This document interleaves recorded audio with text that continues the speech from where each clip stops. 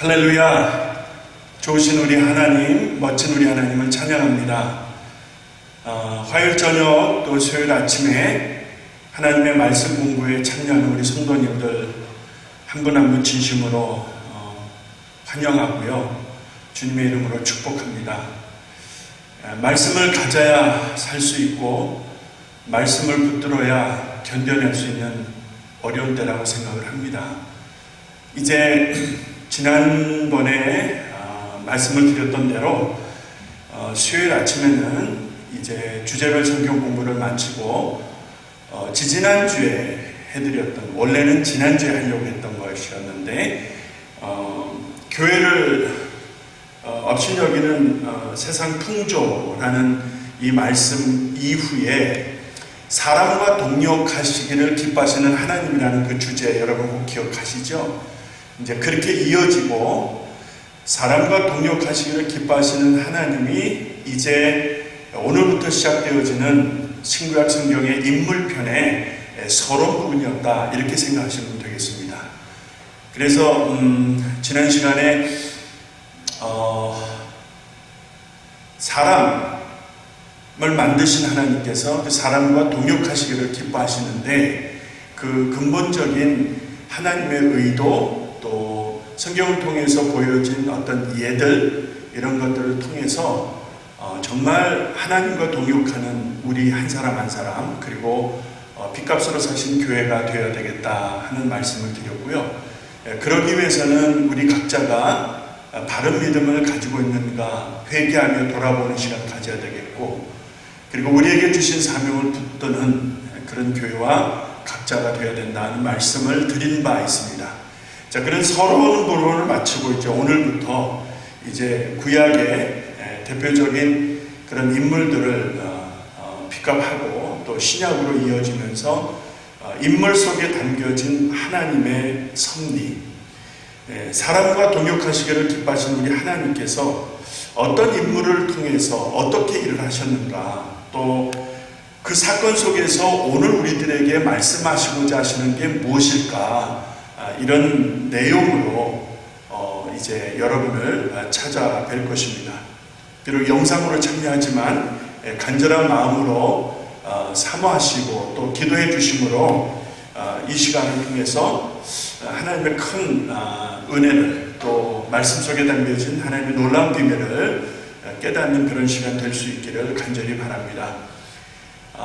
여러분 한 분 한 분 환영하고요. 혹 주변에 낙심되어 있는 분들, 또 교회나 여러 가지 어려운 형편 속에서 예배를 드리지 못하고 있는 분들, 말씀 공부에 참여하지 못한 분들이 있다면 화요일 저녁이나 수요일 아침에 하는 성경 공부가 전도의 기회, 아니면 그런 분들을 세우고 또 격려하고 하나님의 은혜와 사랑으로 위로할 수 있는 그런 통로로 사용하시기를 부탁을 드리겠습니다. 자, 그러면 오늘부터 성경 인물편, 구약의 아담과 하와 주보를 통해서 간지에 보내드렸는데요. 제가 기도하고 시작하도록 하겠습니다. 아버지 하나님, 역사 속의 주인이시고 역사 속에서 하나님의 섭리와 영광과 뜻을 드러내시며 특별히 사람을 통해서 역사하시며 하나님 귀한 말씀 이루어 가시는 것, 이제 성경을 통해서 보고 믿고 확인하며 또 역사 속에서 이루어지는 하나님의 섭리와 선한 뜻을 보면서 참으로 우리 모두 감사드립니다. 이제 오늘부터 신구약 성경에 등장하는 인물편의 첫 시간, 이제 아담과 하와 이어지는 말씀을 하나님 간섭하여 주시고 하나님이 주신 말씀으로 받게 되겠사오니, 말씀 안에서 우리의 성도들 우리 모두가 하나님을 만나는 시간, 우리의 연약한 것들이 강해지는 시간, 우리의 고민하던 문제들이 해결되어지고 또 하나님의 놀라운 은혜 속에서 회복되는 하나님의 놀라운 은혜가 이 말씀 공부를 통하여 이루어지게 하시옵소서. 부족한 점은 말씀 뒤로 감춰주셨고 하나님만 드러나시고 하나님만 보이시고 하나님만 말씀하시는 귀한 시간 되게 하여 주시옵소서. 감사드렸고 예수님의 이름으로 기도합니다. 아멘. 아멘. 여러분 성경 창세기 3장, 2, 3장 이렇게 펴놓으시고요.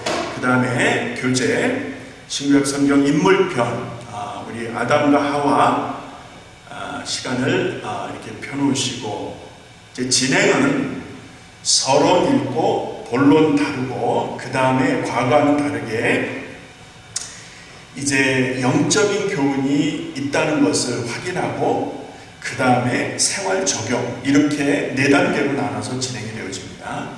그러니까 서론, 본론, 결론이 아니고 본론 이후에 영적 교훈을 찾고 생활에 적용할 사항들을 한두 가지씩 찾아보는 것으로 이제 진행이 될 것입니다. 여러분 기도하는 마음으로 참여해 주시기 바랍니다. 자, 그러면 여러분 서론을 한번 주목해 보시기 바랍니다.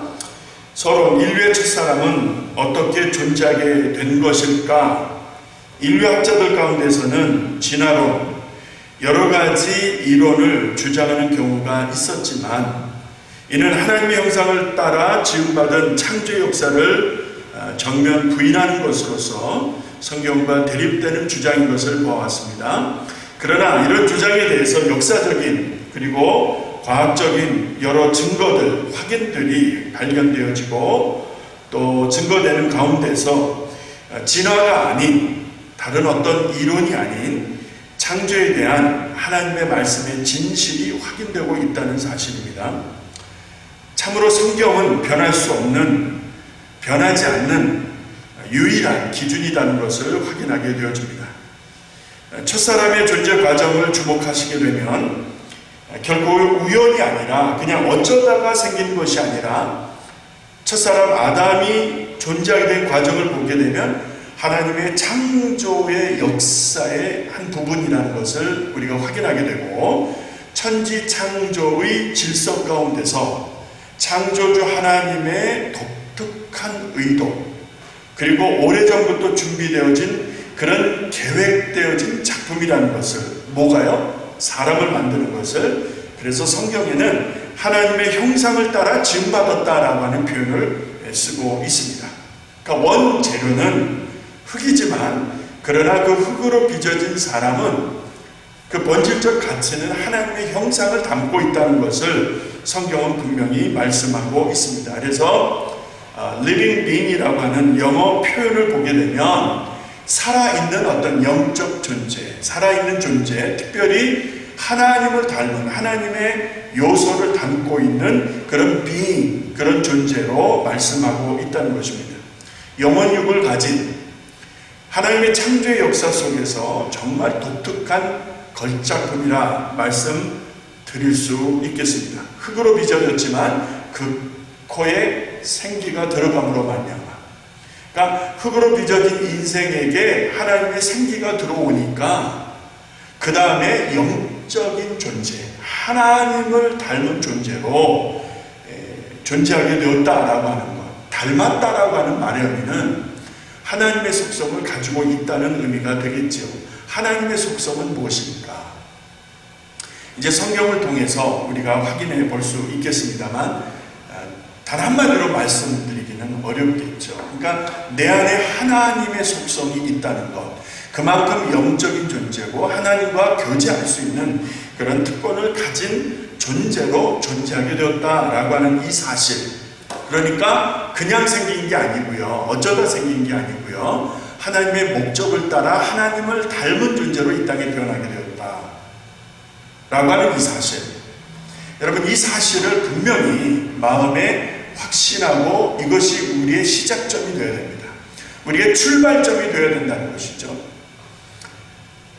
여기에 이제 여러 가지 반론이나 문제 제기를 할 것들이 있지만 그거는 우리가 이제 진행하면서 하나하나 짚어가도록 하겠고요.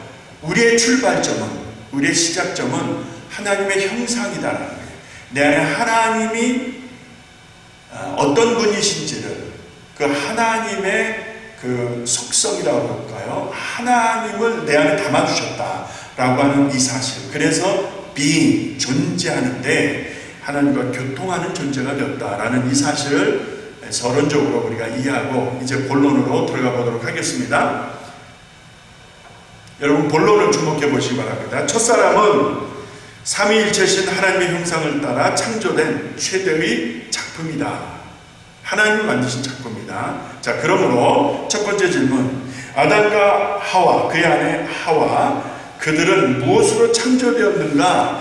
자, 이 부분은 우리가 너무나 잘 알고 있지만, 쉽다 할 수 있지만 짚고 가야 될 이유가 있습니다. 창세기 2장 7절과 22, 23절을 보시게 되면 여호와 하나님이 흙으로 사람을 지으시고 생기를 그 코에 불어넣으시니 사람이 생명이 된지라 라고 되어 있습니다. 그러니까 첫사람 아담이 어떻게 지음받았는가 하는 것을 말씀하고 있고요. 그 다음에 그의 아내 하와가 어떻게 지음받았는가 보는 것입니다.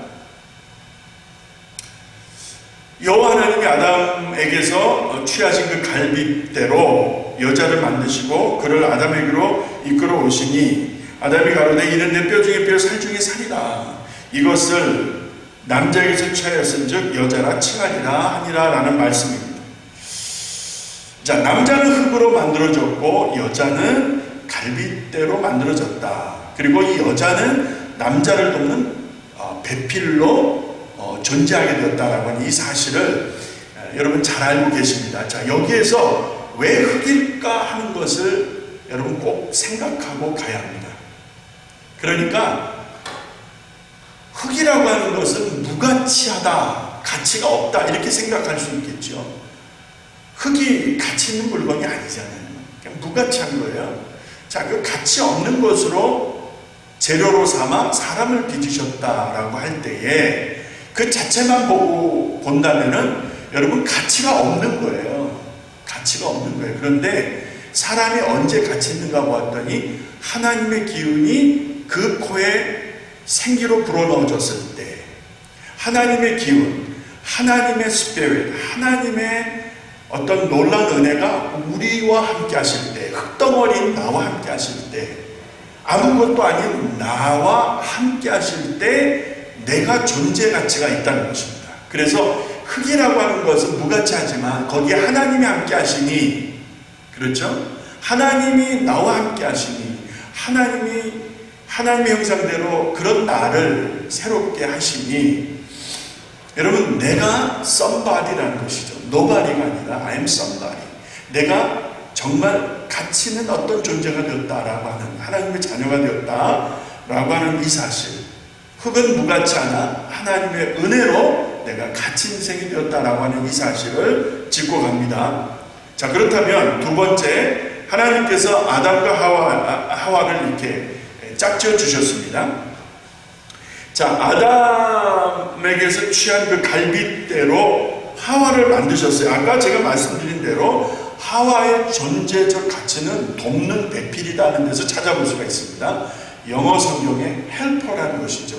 마치 보혜사 성령이 우리를 도우신다라는 개념과 같은 의미로 보시면 좋겠습니다. 자, 보혜사 성령, 영이신 하나님이 나를 도우신다 했을 때 그 도움이, 자, 하와라고 하는 여인네가 첫사람 아담, 남편을 돕는다 했을 때 그 돕는다의 의미와 가치를 연결해서 생각해 보아야 한다는 것이죠. 그만큼 없어서는 안 될 그런 내조, 그 아내의 사랑과 서포트를 받을 때 남자는 남자 무시를 할 수 있다는 것입니다. 마치 성령님이 나를 도우셔야 내가 그리스도인으로 살아갈 수 있는 것처럼 하나님은 그렇게 만들어 주신 거예요. 이것을 가정이라고 말하는 것이죠. 자, 그렇다면 가정은 내가 만든 게 아니라는 거예요. 내가 저 여인을 좋아해서, 내가 저 남자를 좋아해서 그래서 결혼해서 사니까 가정이 되고 자, 우리가 이렇게 생각할 수 있지만 근본적인 성경의 가르침은 하나님의 작품이라는 거예요. 하나님의 가정이라고 하는 울타리를 두시고 그 안에 남자로서의 나, 남편으로서의 나, 아내로서의, 여자로서의 아내로서의 그 사랑할 사람을 하나님이 짝져 주셨다. 그것을 가정이라는 울타리에 두셨다라는 것입니다. 자, 그렇다면 가정은 하나님께로부터 왔다는 사실을 알 수가 있습니다. 그렇죠? 오순절이 이름에 급하고 강한 바람 같은 소리가 있어. 그리고 불에 혀같이 갈라지는 그런 현상으로 기도하고 있던 분들 가운데 약속하신 대로 성령이 강하게 불처럼 바람처럼 역사하실 때, 은혜 주실 때, 기름 부으실 때, 은사 주실 때, 여러분 거기서 교회가 탄생되지 않습니까? 주는 그리스도시요 살아계신 하나님의 아들이십니다라는 신앙적 고백을 들으시고 성령이 역사할 때에 내가 내 교회를 이 반석 위에 세우리니 음배 권세가 이기지 못할 것이다 라는 주님의 말씀을 따라 교회는 하나님이 지으신 거예요. 여러분 사람이 지은다, 목사가 지은다, 장로가 지은다 이런 생각하시면 곤란합니다. 우리는 종들일 뿐이에요. 목사, 장로, 권사, 집사는 다 종들일 뿐입니다. 그래서 주인의 뜻을 알아야 하는 거예요. 자, 주인의 뜻을 알려면 어떻게 해야 됩니까? 하나님 말씀 앞에 엎드려야 되죠. 그래서 하나님의 말씀을 듣고 하나님이 내게 주신 감동과 말씀이 있을 때 그때 종들은 일을 하는 것이죠. 그러니까 이 교회 주인은 누구예요? 주님이십니다. 이 교회를 누가 지으셨어요? 장님 멤버들이 지은 거예요? 그렇게 생각하십니까? 주님이 세우신 줄로 믿습니다. 자, 그렇다면 하나님이 교회를 세우셨다면 가정은 내가 만든 거예요. 가정 역시도 주님이 하나님의 작품이라는 거예요. 그래서 자, 인류 역사 속에 성경을 통해서 주시는 교훈과 인류 역사 속에서 우리가 확인할 수 있는 것은 하나님이 심혈을 기울여서 정말 오래전부터 의도하시고 준비하시고 만든 가정과 교회라는 사실을 알 수가 있습니다. 그래서 주님은 가정의 호주가 되셔야 되고 교회의 머리가 되셔야 되는 거예요. 왜? 그분의 작품이니까. 그런데 사람이 교회에서 주인 노릇하면 되겠어요? 가정에서 남자가 왕처럼 군림하면 되겠느냐 이 말이에요. 그럴 수 없다는 것이죠. 주님이 가정의 주인이시고 호주이시고 교회의 크고 작든 상관없습니다. 교회의 머리이십니다. 그래서 머리가 생각하는 대로, 머리가 의도하는 대로 몸은 따라가야 되는 거예요. 종들은 그런 의미에서 존재의 의미와 가치가 있다고 보는 것입니다. 하나님이 가정을 주신 이유가 무엇인가? 이번에 아담이 독처한 것이 보시기에 좋지 않았어요. 아담이 혼자 있는 것이 보시기에 좋지 않아서 그의 갈빗대를 취하여 하와 여인대를 만들어 주셨습니다. 그것이 바로 가정이라는 거예요. 가정. 자, 가정을 주셨어요. 남자와 여자, 남편과 아내 왜 주셨을까? 그 이유를 보니까 창세기 1장 28절에 생육하고 번성하고 충만하라 라고 하는 단어가 나옵니다. 여러분 성경책에 이렇게 동그라미 쳐놓으실 필요가 있겠어요. 생육하다, 번성하다, 충만하다. 자, 하나님이 왜 가정을 이 땅에 세워주셨는가 보았더니 생육, 번성, 충만이에요. 그러니까 자녀를 낳아 기르는 것도 그렇고 가정 안에서의 대소사도 그렇고 먹고 사는 일도 그렇고 하나님은 근본적으로 가정을 통해서 풍성하기를 원하셨고 기뻐하셨고 그렇죠.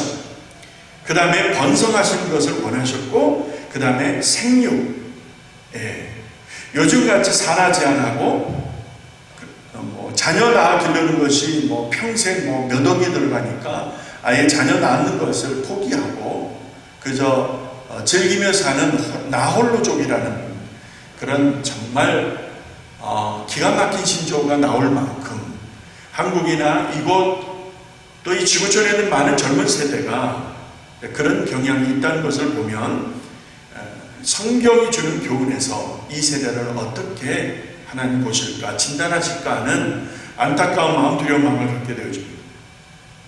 여러분의 자녀는 어떠세요? 자, 하나님이 자녀를 주시고 가정을 통해서 원하시는 바는 생육, 번성, 충만이에요. 생육, 번성, 충만.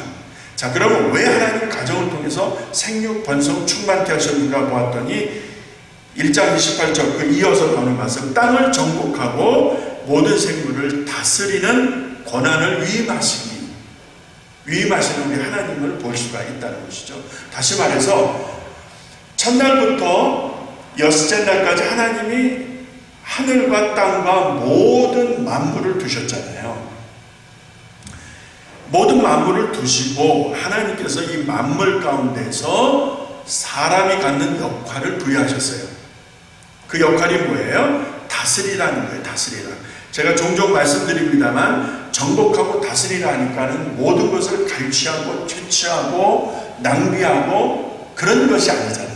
죽이고 빼앗고 하는 것이 아니라 하나님이 지으신 모든 만물이 아름답기 때문에 이 아름다움을 유지하는 매니지먼트, 하나님이 창조하신 창조의 세계를 아름답게 개생발전시켜갈 매니지먼트, 이것이 다스리라는 의미라고 저는 해석을 합니다. 하나님이 우리에게 주신 이 아름다운 세계를 어떻게 해서 유지 발전해 갈 수 있겠는가에 대한 사명을 가정 가운데 주셨다. 하나님의 형상대로 지음받은 사람들에게 주셨다라는 것입니다. 이 일을 위해서 남자가 해야 될 일이 있고 여자가 해야 될 일이 있고 남편으로서 아내로서 해야 될 일이 있는데, 특별히 아내는 남자가 제대로 일을 감당할 수 있도록 남자에게서 없는 부족한 부분들을 여자가, 아내가 공급해 줘야 된다. 그것이 얼마나 중요한 것인가, 하나님의 작품이고 하나님의 의도라는 거예요. 이것은 위아래 문제가 아니죠. 남자가 위고 여자가 아래이고 뭐 이런 어떤 인권에 누가 위냐 누가 아래냐 뭐 평등하다 이런 문제가 아니고요. 남자가 남자답게 가장으로서의 역할을 감당할 수 있게 하려면 여자로서 아내로서의 서포트가 절대적이다라는 거예요. 그것이 없다면 남자가 하나님이 주신 근본적 가치를 또 사명을 감당할 수 있겠는가, 유지할 수 있겠는가에 대한 심각한 문제를 우리는 고민하지 않을 수가 없습니다. 세 번째로 넘어갑니다. 하나님이 아담과 하와에게 주신 첫째 계명은 무엇일까? 대단히 중요한 말씀이 나옵니다. 창세기 2장 16, 17절에 근거해서 하나님이 모든 것을 다 임의대로 할 수 있도록, 취할 수 있도록 첫사람 아담에게 말씀해 주셨습니다. 그런데 하나님이 허락지 않으신 것, 하나님이 금하신 것이 하나 있는 것을 볼 수 있는데 16절을 읽습니다. 여러분 창세기 2장 16절 교재를 보시고, 여호와 하나님이 그 사람에게 명하여 가라사대 각종 동산 각종 나무의 실과는 내가 임의대로 먹되, 17절에 선악을 알게 하는 나무의 실과는 먹지 말라, 내가 먹는 날에는 정녕 죽으리라는 말씀을 하셨습니다. 자, 여기서 하나님이 주신 은혜는 임의대로 먹고 즐기는 거예요. 임의대로 먹고 즐기는, 정말 모든 권한을 다 부여하셨다라고 하는데 그 중에서 하나입니다. 그게 뭡니까? 선악을 알게 하는 나무의 실과 선악과는 먹지 말라라고 하셨어요. 다 먹어라, 다 즐겨라, 그러나 이거는 하지 마라고 하나님 말씀하셨어요. 만약에 이것을 손대거나 먹게 되면 먹는 날에는 정녕 죽으리라라고 하는 하나님의 분명한 말씀이 떨어졌습니다. 자, 먹으라, 먹지 마라, 죽을 것이라, 이 단어를 주목해 볼 필요가 있겠습니다. 자, 하나님이 첫사람 아담을 통해서 원하셨던 것은 먹지 말라라고 하는 말씀에 순종해서 죽는 일이 없기를 바라셨던 거예요. 그렇죠?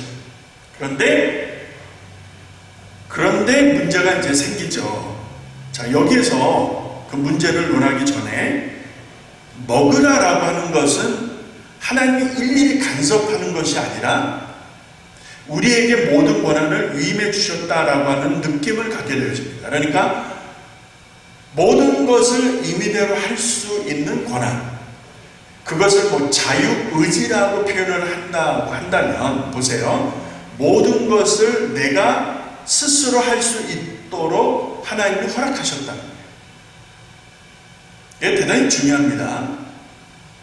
그러니까 오늘 우리가 살면서 일일이 알라리 크고 작은 하나하나 다 하나님에게 허락받아야 되는가?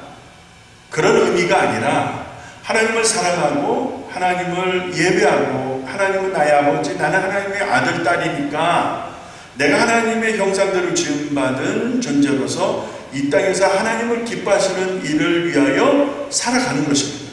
그 삶에는 내가 판단하고 내가 결단하고 내가 행동하는 그런 내용들이 다 포함되어져 있겠죠. 하나님 그것을 기뻐하신다는 것을 알 수 있습니다. 그럼에도 불구하고 하나를 금하셨어요. 먹지 말아야 될 것을 하나님 구분하셨다라는 거예요. 그러니까 우리가 다 할 수 있지만 하지 말아야 될 것이 있는 거예요. 그러니까 제한된 자유다, 이렇게 말씀드릴 수 있겠습니다. 모든 것을 다 할 수 있지만 제한된 영역이 있다라는 거예요. 이것을 하나님이 기뻐하시는 거예요. 다 할 수 있지만 하지 말아야 될 영역이 있다는 것을 하나님이 정하셨고 그것을 사람이 따르기를 기뻐하셨던 거예요. 이것을 계약이라고 한번 생각해 보십시다. 이것을 약속이라고 한번 생각해 보십시다. 내가 마음대로 할 수 있지만 이것은 하지 마, 이것은 하지 말아라 라고 하는 하나님의 어떤 요청, 하나님의 어떤 말씀, 이것을 첫사람과 그리고 하나님 사이에서의 계약이라고 한다면 계약이 체결되어진 거예요. 그런데 만약에 그 계약이 체결되어졌는데 체결되어진 것이 깨지거나 파기가 되면 어떻게 됩니까? 죽는다라는 게 죽는다. 그것은 분명히 이루어질 하나님의 판단이고 심판이라는 것을 우리가 너무 어렵지 않게 알 수가 있습니다. 약속을 어기면 그 약속을 어긴 거에 대한 어떤 값을 지불해야 되겠죠. 내가 누군가가 약속을 했는데 그 약속을 지키지 않았다면 그래서 그 사람에게 어떤 불이익이 발생하고 그 다음에 어떤 문제가 생겼다면 그에 대한 책임은 나에게 있다 이렇게 봐야 되지 않겠습니까? 자, 하나님이 우리를 죽이려고 작정하셨을까요? 여러분 그렇게 생각하십니까? 자, 죽을 것이다 라고 하는 이 말 속에는 약속을 어겼을 때입니다. 하나님이 원하시는 것은 약속을 지켜서 그래서 하나님이 기뻐하시고 인생들에게도 복이 될 그런 결과를 만들어 갈 수 있기를 하나님은 원하시는데, 그런데 만약에 그렇지 않게 될 경우에는 그 결과에 대한 그 처참한, 그러니까 그 죽음이라고 하는 그것을 하나님 분명히 언급하셨다는 게 그걸 우리가 잊지 말아야 되는데, 그렇다면 하나님 우리를 죽이시려고 하는구나 라고 하는 그런 판단을 우리가 해 볼 수 있는데 정말 그럴까요, 여러분? 자, 하나님이 우리를 죽이려고 하는, 우리를 디스트로이 하려고 하는 그런 정의도 가지고 계셨구나 라고 생각을 한다면 이거는 정말 큰 오해죠. 제가 하나의 근거만 말씀드리고 넘어갑니다. 왜 제가 이렇게 말씀을 드리냐면 창세기에 보여진 분명한 하나님의 뜻이 있어요. 그렇게 안 했을 때는, 안 됐을 때는 죽음이 온다는 것을 분명히 말씀하셨는데, 그런데 사도 바울을 통해서 하나님이 에베소서에서 말씀하신 한 예를 들어봅니다. 제가 에베소서 1장 4절을 읽어드리겠습니다. 잘 들어보세요. 곧 창세전에 그리스도 안에서 우리를 택하사 우리로 사랑 안에서 그 앞에 거룩하고 흠이 없게 하시려고 5절에 그 기쁘신 뜻대로 우리를 예정하사 예수 그리스도로 말미암아 자기 아들들이 되게 하셨으니, 여러분 보세요. 하나님이 첫사람 아담과 하와가 그 실과를 먹고 범죄했을 그 이후의 일들을 아셨을까요? 모르셨을까요? 아셨죠. 저들이 하나님의 간절한 그 말씀에 대해서 불순종해서 실과를 먹고 하나님의 동산에서 추방될 그 이후의 일들을 하나님 모르신 게 아니지요. 아셨죠. 그 근거가 바로 에베소서 1장 4절 5절에서 제가 읽어드린 말씀에 보니까, 자, 이렇게 갈지라도 하나님은 이미 이전부터라면 세상을 창조하시기 이전부터, 그러니까 창세기 1장 이전부터 하나님의 마음속에는 그리스도 예수, 우리를 살리실 구원자를 통하여 여러분과 저를, 여러분 실과를 먹고 죄악과 사망이 들어온 인류를 살리시려는 하나님의 의도가 이미 그때부터 있었다는 거예요. 그러니까 실과를 먹지 말라라고 하는 말 속에는 하나님께서 하나님의 말씀에 순종하여 사는 첫사람의 모습을 보고 싶으셨다는 것을 알 수 있지만, 그러나 그들이 그것을 지키지 못하고 범죄할 것을 이미 아셨기에 오래전부터 그리스도 예수를 예비하셨고 그 안에서 우리를 아들, 딸로 구별하실 것을 예정하셨다, 계획하셨다 이 말입니다. 그렇다면 이 실과를 먹으면 정령 죽을 것이야, 너희들 죽여버릴 것이야 라고 하는 하나님의 어떤 폭군적인, 어떤 깡패와 같은, 살인마와 같은 이런 모습으로 오해하면 되겠습니까? 아니지요. 죄에 대한 결과가 그렇다는 것이고, 그럼에도 불구하고 하나님은 오래전부터 그런 우리들을 살리실 하나님의 구원의 역사를 준비하고 계셨다라는 것입니다. 자, 뒷장으로 넘어가서, 자, 이렇게 된, 자, 사람이 이렇게 범죄하게 된 이유, 어떤 상황을 성경은 창세기 3장에서 말씀을 하죠. 3장 1절에서 4절 혹은 16절 이후에 나오는 말씀을 보면 이제 죄라는 것이 등장을 합니다. 그 전에는 죄가 없었어요. 보세요. 그러니까 하나님과 함께하며 행복한 시간, 복된 시간을 영위할 때는 어떤 죄라는 관념이 없었어요. 벗었지만 부끄럽다는 그런 개념도 없었습니다. 그런데 언제부턴가 부끄러움이 들어오고 죄가 들어오고, 자, 그러면 도대체 그것이 어떻게 시작되었는가라는 것을 우리가 볼 필요가 있겠죠. 창세기 3장에 보게 되면 뱀이 등장을 하게 됩니다. 자, 3장 1절에 여호와, 여러분 교재를 보시면 나오고 있습니다. 여호와 하나님의 지으신 들짐승 중에 뱀이 가장 간교하더라. 뱀이 여자에게 물어가로되 하나님이 참으로 너희더러 동산 모든 나무의 실과를 먹지 말라 하시더냐. 이렇게 돼. 2절에 여자가 뱀에게 말하되 동산 나무의 실과를 우리가 먹을 수 있으나, 3절 동산 중앙에 있는 나무의 실과는 하나님 말씀에 너희는 먹지도 말고 만지도 말라 너희가 죽을까 하노라 하셨느니라. 뱀이 여자에게 말하기를 결코 죽지 아니할 것이야 라고 말씀을 합니다. 여러분, 여기에서 우리가 분명히 짚고 넘어가야 될 것은 죄가 무엇이냐라는 거예요. 그리고 죄가 어떻게 시작되어졌느냐에 대한 문제입니다. 자, 이 죄 문제를 이해하고 죄가 어떻게 시작됐는가라는 이 문제를 우리가 보려면은 뱀의 등장에 주목을 해야 됩니다. 하나님과 첫사람 사이에 뱀이 등장을 합니다. 여러분, 이 뱀을 어떻게 이해하십니까? 자, 뱀이 누구입니까? 계시록에 보면 사단을 옛뱀이라고 지칭하는 것을 볼 수 있습니다. 자, 사단이 이 뱀을 통해서 지금 역사하고 있는 것을 우리는 간과해서는 안 될 것입니다. 자, 가장 간교한, 어떻게 보면 영리한 그런 뱀을 통해서 사단이 말을 합니다. 정말 모든 실과를 먹지 말라고 하셨느냐라고 하는 문제 제기를 볼 수가 있습니다. 자, 너희더러 동산 모든 나무의 실과를 먹지 말라 하시더냐? 여러분, 안 느껴지십니까? 하나님 뭐라고 말씀하셨죠? 모든 실과를 먹으라고 하셨잖아요.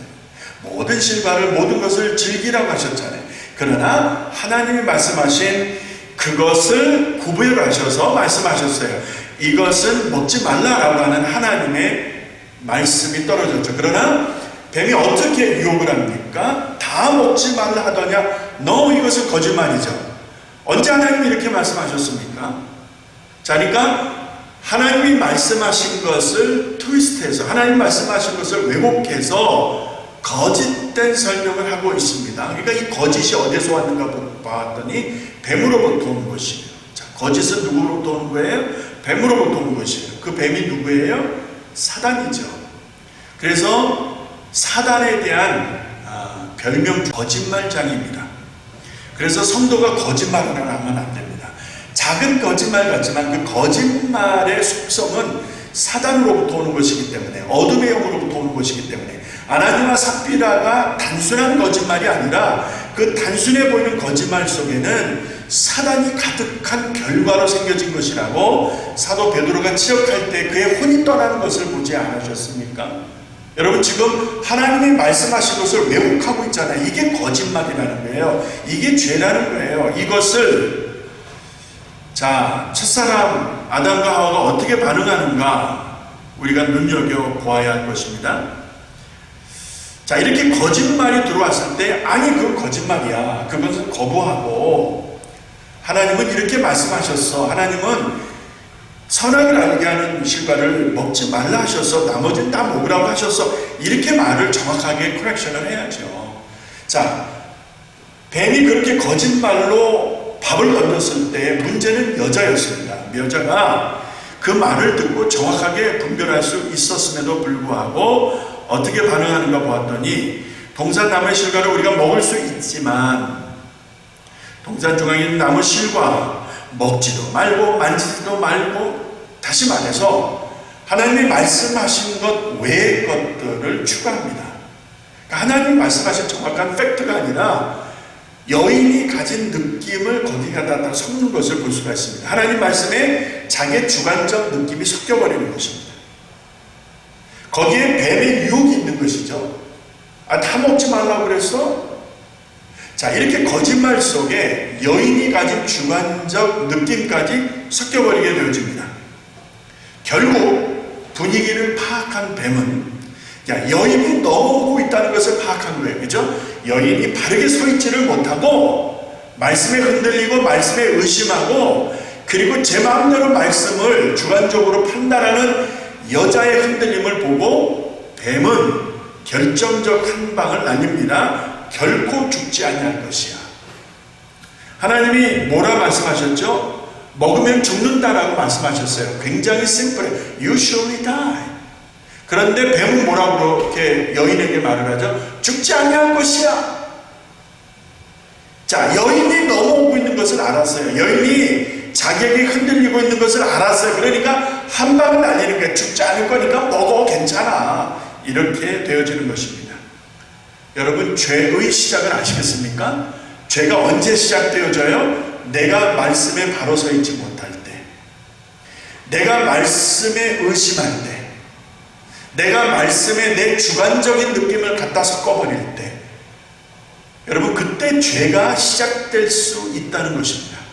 말씀을 말씀으로만 보아야 되고, 그 말씀을 하나님의 뜻으로 알고 정확하게 지켜가고자 하는 믿음의 어떤 결단과 삶의 실천이 있어야 되는데, 거기에 막 자기 주관적인 느낌을 갖다 섞는 게, 자기 주관적인 느낌에 여인이 자기 느낌을 섞잖아요. 사람이 말씀에 자기 주관적인 느낌을 섞는 거예요. 성도들이 자기의 형편과 삶의 어려움과 여러 가지 자기 느낌 이런 것들을 갖다 말씀에 섞어버리면 되느냐? 안 된다 이 말입니다. 죄가 이렇게 시작되는 거예요. 자, 이렇게 여인이 자기 주관적인 느낌을 섞고 하나님의 말씀에 왔다 갔다 하는 것을 보고 사단이, 뱀이 아는 거예요, 여러분. 이 사람은 치면 넘어오는구나, 흔들리고 있구나. 사단이 아는 거예요. 뱀이 아는 거예요, 여러분. 그래서 결정적인 한 방을 날릴 때 죽지 않아. 내 말을 믿어. 그러니까 여인이 어떻게 해요? 먹잖아요. 죄의 결과를 보세요. 여자에게 주는 죄의 결과는 16절에 나와 있습니다. 창세기 3장 16절에 보면 잉태하는 고통, 해산의 수고가 있고 남편의 다스림을 받게 되는 거예요. 하나님이 여인을 밑으로 두는 거예요. 본래는 그랬을까요? 본래는 서로서로가 상호 의존적인 보완적인 이런 의미로 하나님이 남녀를 두셨다라고 본다면, 죄의 결과로 인해서 그 다스림을 받게 되게 하셨다라는 것을 여러분 주목해서 보셔야 될 것입니다. 자, 그리고 남자에게 주어진 것은 땅의 저주를 받고 그 다음에 정신토록 수고하고 얼굴에 땀을 흘려야 된다라고 하는 말씀을 주셨어요. 자, 여기서 우리가 하나 또 짚고 넘어갈 것은, 남자가 정신토록 수고해서 먹고 살아야 되는 것까지는 이해를 하겠습니다. 그런데 자, 사람이 하나님의 말씀에 불순종해서 죄를 만드니까 누가 저주를 받는가 보시기 바랍니다. 땅이 저주를 받는 거예요. 자, 여기서 우리가 유추해 볼 수 있는 게 무엇입니까? 내가 범죄하면 내 옆에 있는 사람들이 고통을 당한다는 거예요. 내가 하나님 앞에 말씀에 순종하지 않으면은 그 어려움은 내가 당하지기도 하지만 내 옆에 있는 아내, 내 옆에 있는 남편, 내 옆에 있는 자식들이 당하고, 내 옆에 있는 성도들이 당하고, 나랑 같이 일하는 사람들, 같이 일터에서 일하는 동료, 직장, 이런 사람들이 고통을 당하고, 내가 살고 있는 영역에서 나로 말미암아 타인들이 고통을 당하게 되어진다는 것입니다. 아담이 하나님 앞에서 범죄했을 때 순종하지 않는 결과로 인해서 땅이 저주를 받는 거예요. 땅이 저주를 받아서 하나님 보실 때에 땅과 하늘이 아름다웠잖아요. 근데 땅이 저주를 받으니까 가시덤불과 엉겅퀴를 내는 거예요. 나로 말미암아 내 남편이, 내 아내가 고통의 눈물을 흘리고 있다는 것 아십니까, 여러분?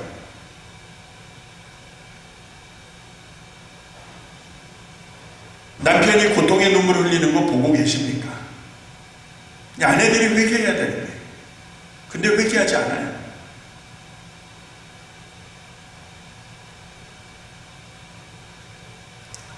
제가 어떻게 여기서 다 말씀드릴 수 있겠습니까? 주변에 그런 예들을 얼마든지 찾아볼 수가 있습니다. 자, 남편이 아내를 함부로 하는 거예요. 그래서 아내들이 피를 토하는 눈물이 있어요. 제가 말씀을 드릴 수 없는 예들이 참 많아요. 아내를 함부로 대하는 게 지금도. 그래서 아내가 피눈물을 흘리고 있는데 그걸 남자들이 모르고 있는 거예요. 모르고 있어. 이 노릇을 어찌해야 될고. 하나님이 만드신 가정의 질서와 조화가 아주 처절하게 파괴되어져 있는데 그걸 남자나 여자나 남편이나 아내가 모르는 거예요. 모르는 거. 이게 얼마나 심각한 것인지.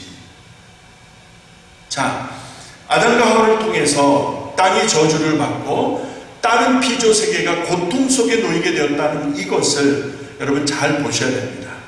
죄는 내가 짓는데 고통은 다른 사람들이 받는다? 이게 말이 되는 것입니까? 자, 이제 영적 교훈으로 이제 결론에 들어갑니다. 영적 교훈. 아담과 하와를 통해서 우리에게 주시는 것은, 자, 죄가 무엇이냐라고 하는 핵심적 요소를 짚고 갈 필요가 있겠습니다. 죄는 도덕적으로, 윤리적으로 사회 어떤 규범을 어겨서 죄를 지었다라고 말하는 것도 틀리지는 않을 거예요. 그러나 지금 성경에서 말씀하시는 죄는 하나님의 말씀을 어긴 거에 대한 결과입니다. 그러니까 하나님께서 모든 실과는 임의대로 먹되 선악을 알게 하는 실과는 먹지 말라.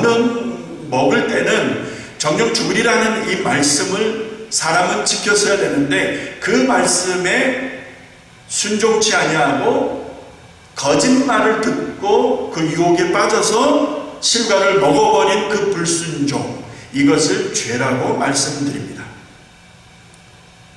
전도하다가 보면 나는 죄가 없는데 왜 나를 자꾸 죄인 취급하느냐, 뭐 이런 경우를 종종 경험해 보시지 않습니까? 몰라서 그런 거지만 죄에 대한 이해를 못해서 생긴 결과이겠죠. 사람들은, 보통 사람들은 죄하면은 나 어떤 죄는 없는데, 나 이런 걸 잘못 안 했는데, 어떤 윤리적인 도덕적인 사회 규범에서의 그런 어떤 죄악에 대한 이해, 그것에 대한 유무를 따집니다. 그거 말하는 거 아니죠. 하나님의 말씀대로 살지 못한 게 죄라는 것입니다. 하나님의 말씀을 내가 의도적이든 의도적이지 못하든 간에 지키지 못한 것이 죄라는 사실을 여러분과 제가 인정해야 한다는 것입니다. 그러니까 우리가 냉정하게 따져보면 죄에 대한 회개가 얼마나 많을지 여러분 상상할 수 없는 것입니다. 그렇죠? 그런데 하나님 참 감사해요. 그렇게 불순종한 사람들을 동산에서 추방하면서도 가죽옷을 지어 입히시잖아요. 가죽옷을 지어 입히셨다. 참 하나님의 놀라운 은혜가 아닐 수가 없습니다. 가죽옷을 지어 입히셨다. 벗은 상태에 있어서 부끄러운 그들을 하나님은 그대로 내보내실 것이 아니고 가죽옷을 지어서 입히셨다라는 것을 보면 진노 중에라도 긍휼과 자비를 잊지 않으시는 하나님, 진노하시지만 긍휼과 자비를 결코 내려놓지 않으시는 하나님의 그 놀라운 은혜를 우리가 여기서 또 보게 되는 것입니다. 여러분과 제가 하나님의 은혜로 산다는 사실을 인정해야 될 것입니다. 우리의 잘못을 잘못한 대로 갚으신다면 여러분과 저는 살 수 없었을 텐데, 여러분과 제가 잘못할지라도 하나님 긍휼과 자비를 잊지 않으셨고 그 긍휼과 자비로 인도하신 까닭에 여기까지 올 수 있었다는 이 사실을 여러분과 제가 잊지 않을 때 진정 하나님 앞에 감사할 수 있을 것이고 하나님 앞에 찬송과 예배를 올려드릴 수 있을 것입니다. 이제 마지막 생활 적용입니다. 여러분 하단에 보시게 되면 아담과 하와가 하나님 말씀에 불순종한 것은 뱀의 유혹으로 인하여 말씀을 의심하였기 때문이다. 이처럼 사단은 오늘도 같은 방법을 통하여 믿는 자들이 말씀을 의심하고 결국 불순종하도록 끊임없이 유혹하고 있다. 여러분, 이게 중요한 거예요. 같은 방법을 쓰고 있다는 거예요. 다른 방법이 아니라 아담과 하와를 몰락시킨 그 방법을 동일하게 오늘도 적용하는 거예요. 하나님의 말씀을 의심하게 만드는 것, 하나님의 말씀을 불순종하게 하는 그 끊임없는 유혹을 오늘도 어둠의 영들이 우리를 향하여, 성도들을 향하여, 그리스도인들을 향하여 퍼붓고 있는 시험인데, 자, 여기서 적용입니다. 오늘 나는 말씀을 의심하고 있는가 아닌가? 여러분 어떻게 생각하십니까? 말씀을 의심하십니까? 의심하지 않으십니까? 정말 말씀을 말씀대로 믿고 계십니까? 아닙니까? 자, 그렇다면, 정말 믿는다면 그 말씀 순종하십니까? 여러분, 하나님의 말씀을 믿는다라고 하는 것으로 끝나는 것이 아니라 하나님의 말씀을 읽고 되새김질하고 내 안에 담아서 그 말씀을 믿는다 했을 때 그 믿음이 어디에서 최종 결론이 나야 되는가 보았더니 순종하느냐 안 하느냐의 문제로 판단되어지는 것입니다. 그래서 여러분의 머릿속에 고여있는 말씀은 의미가 없습니다. 그 말씀이 생활 속에서 그대로 실천되어질 때에, 행함으로 드러날 때에, 행함으로 내 믿음의 실체를 드러내볼 수 있을 때, 여러분 그 믿음을 하나님이 인정하시리라 저는 믿습니다. 물론 믿음으로 의롭게 된 거예요, 아브라함은. 그러나 행함으로 온전하게 되어진 걸 믿으시기 바랍니다. 이게 다른 거예요. 자, 우리가 믿음으로 구원을 받아요. 믿음으로 의롭게 되는 거예요. 그래서 믿음만 있어야 돼요. 다른 거, 우리의 의를 자랑하면 안 돼요. 그런데 믿음으로 의롭게 되어서 하나님 자녀가 되었다? 오케이, 좋습니다. 그런데 행함으로 온전해져야 되는 것이 남아있습니다. 그 행함이 무엇입니까? 하나님의 말씀입니다. 하나님의 말씀을 읽고 마음에 새기는 것으로 끝나지 말고 구체적으로 실천하세요. 그럴 때 그 말씀이 내 것이 되고 그 말씀이 순종으로 승화되어질 때 하나님은 그 믿음을 기뻐하신다 이 말입니다.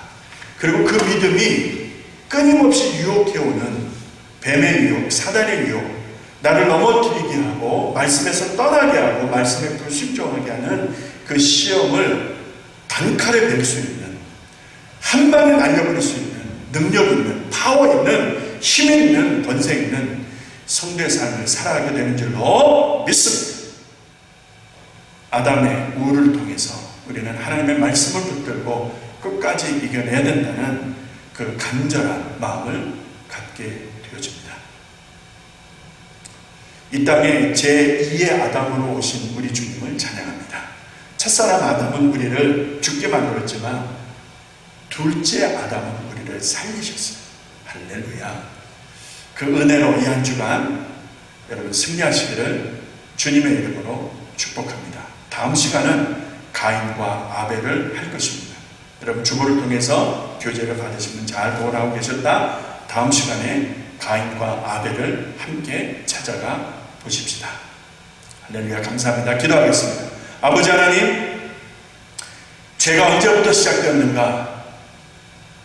그 뱀이 말씀에 흔들리는 여인을 보았을 때 이제 넘어왔구나 해서 결정적 한 방을 날리는, 죽지 않아, 이 실과를 먹어, 죽지 않아, 이 역사적 사건을 우리가 들여다보면서 오늘도 끊임없이 우리를 향하여 말씀에 불순종하고 말씀을 의심케 하는 사단의 역사, 어둠의 영들의 역사를 경험하면서 정말 내가 말씀에 순종하는지, 말씀 따라 살고 있는지 돌아보게 하신 이 말씀 공부 감사합니다.